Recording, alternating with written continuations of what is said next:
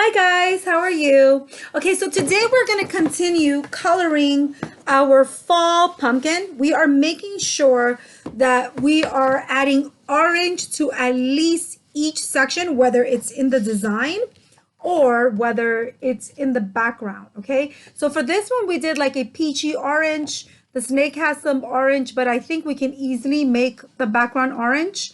And then I really love these flowers. So I want these flowers to be orange. And I was debating between making it a black background or whether I wanted to do a dark blue background. And I opted for the dark blue. So it's very important to incorporate orange in each section.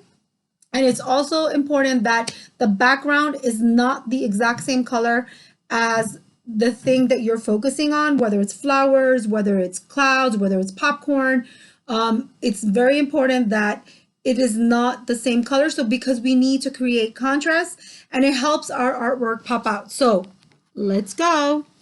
All right, so these flowers would look really nice. And as you notice, I outlined it all with a black marker because that just makes it easier for you to see and also for the design to really stand out.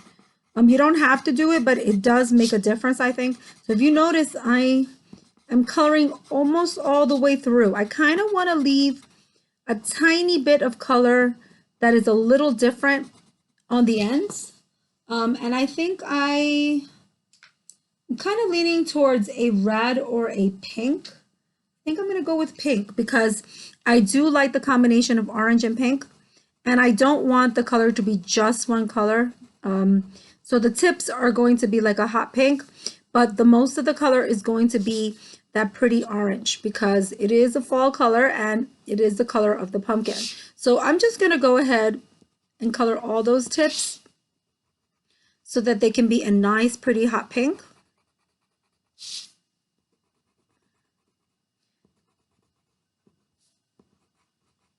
So I hope you guys are doing okay with the weather, or if you're doing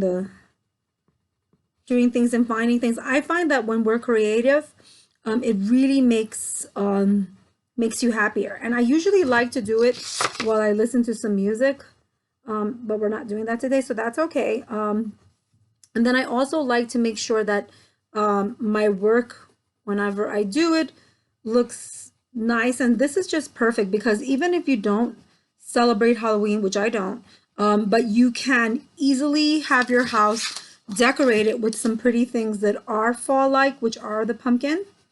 It just makes the home look nicer. Now I'm going to go ahead and go and color that rust orange.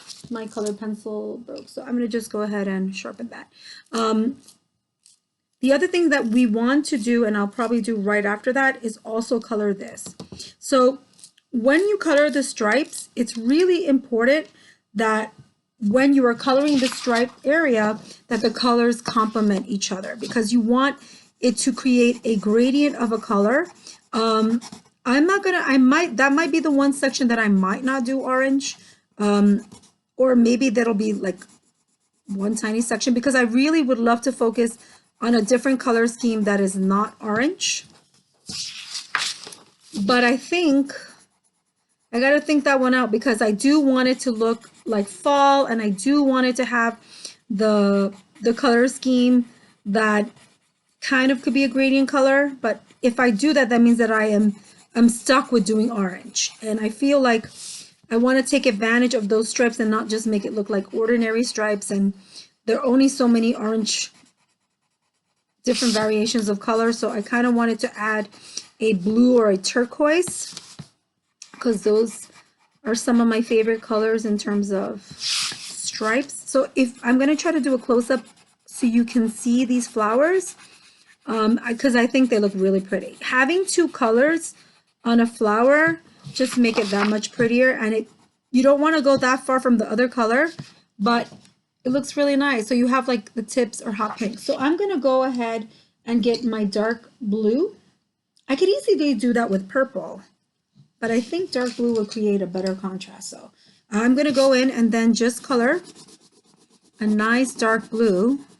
And that's just going to make my flowers really stand out. So the important thing is that when you are coloring around it, You are making sure that you are taking your time. You don't want to color up those beautiful petals because if you do, then it's just going to take away from all the hard work that you've done.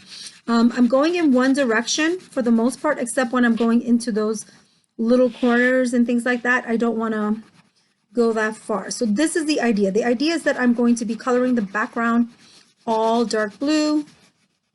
I need to sharpen this. This is the bad thing about using coloring pencils. You use color pencils and then you just have to constantly sharpen it. But the great thing about color pencils is that you can easily get in there. When you have a color marker, what ends up happening sometimes, this is not the best sharpener, but what ends up happening sometimes is that you will find that you are, when you go again and do that second layer of the color marker, it's like the color changes. So it's kind of hard to get the same consistency in color.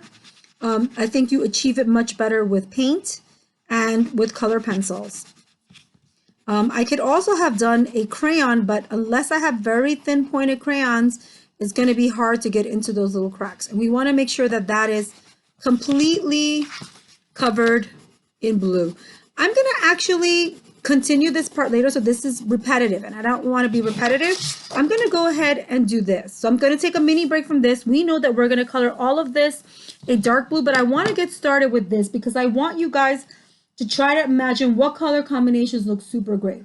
So I'm going to go for a nice mustard yellow. Okay. And I'm going to go for that turquoise over there. So this is still kind of falling into the family of color pencils. And I think I want to go,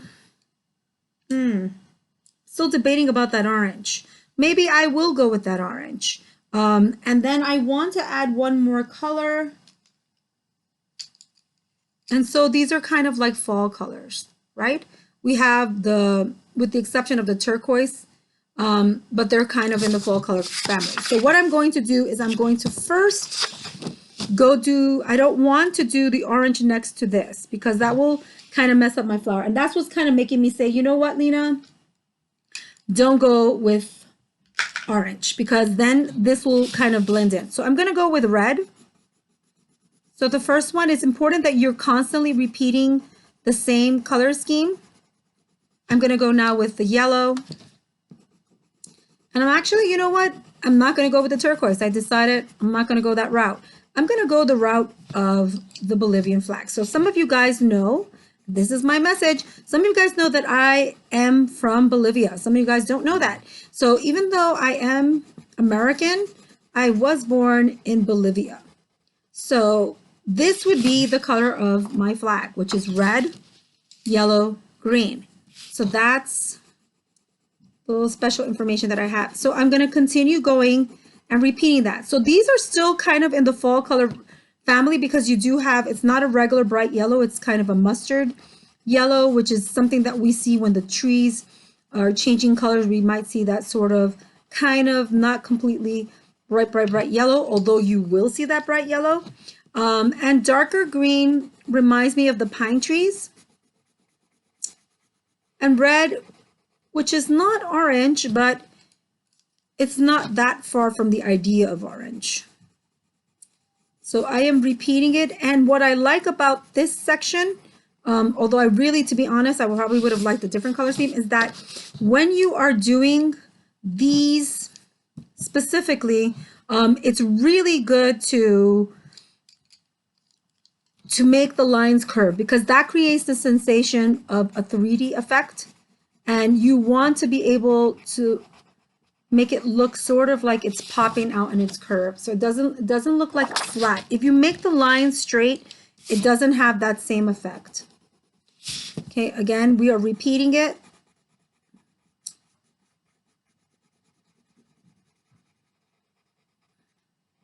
And you want to take turns because if you jump ahead and go, you might make a mistake and you don't want to make a mistake. It's just a 3-color pattern. Now, what I suggest is that you go no more than 4 colors. Because if you go beyond 4 colors, then it just looks like something that is just striped with a whole bunch of rainbow colors, as opposed to having an actual pattern. So I would say always go 3 to 4 colors max. And I think it's gonna look nice because it'll still be dark green, but it will not be that blue. So it is creating enough contrast that we need. And you want it to be fully to the end when you're coloring it. I'm gonna finish this because I want you guys to see how that looks.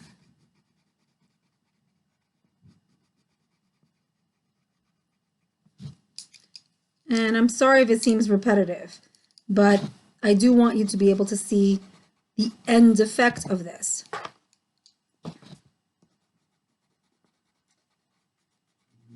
As I'm getting closer to the top, you can tell that the lines are getting a little less thick and they seem to be smaller because it is becoming more narrow on the top.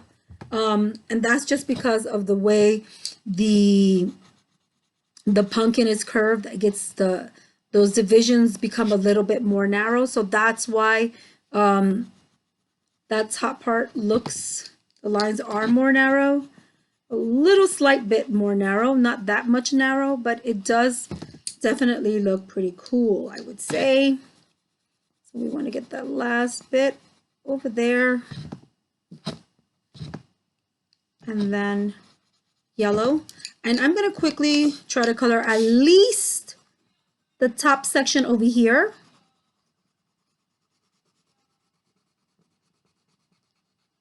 I'm not going to get to finish it because we are supposed to only be making a 10-minute video. So I'm going to just stop because I don't want to continue and exceed beyond already 12 minutes. But can you already see how this is going? So this has these nice curved lines. And because it has that yellow and the red, it doesn't seem like these are the colors that in fact make orange, red, and yellow.